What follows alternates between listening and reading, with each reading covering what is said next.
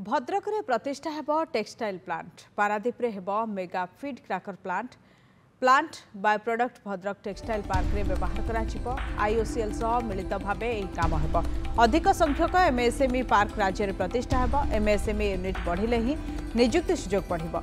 ओडिशा रे अनेक बृहत शिल्प रही बजेट रे इंडस्ट्रियल पार्क खोलिबार व्यवस्था अच्छी। एमएसएमई नीति 2022 अनुसार शिक्षित जंत्री मानक आत्मनिर्भरशील करने को काम चली युवती जेपरी अधिक रोजगार पाइबे से नहीं राज्य सरकार काम करुछंती।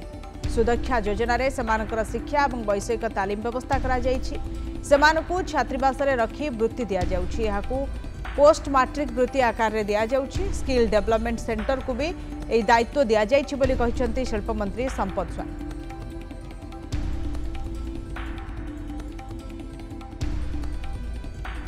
मान्यवर विधायक को मोर मध्य आग्रह रही निर्वाचन मंडली रे कोटी बड़ प्याच अच्छी जदि लैंड बैंक दवापाई आमको सहयोग कले निश्चित भाव में कामटा आउरी शीघ्र आउ सहज हम एवं सरकार मध्य चाहूँगी अधिकरू अधिक एमएसएमई पार्क इंडस्ट्रियल इस्टेट स्थापन करने मान्यवर विधायक सहयोग कले निश्चित भाव में निर्वाचन मंडली आर व्यवस्था करा एवं जो आईटीआई कथा कहले तो वैषयिक शिक्षा अलग विभाग जेहेतु विभाग गृह रे कथा रखिंट आमर सबू जिले में आईटीआई कॉलेज खोल जाइए जदि नूतन किसी व्यवस्था करा एबे तो कौन व्यवस्था करा जाए नहीं जदि आगामी दिन में कौन प्लान रही मान्यवर विधायक को आम जनईदेव।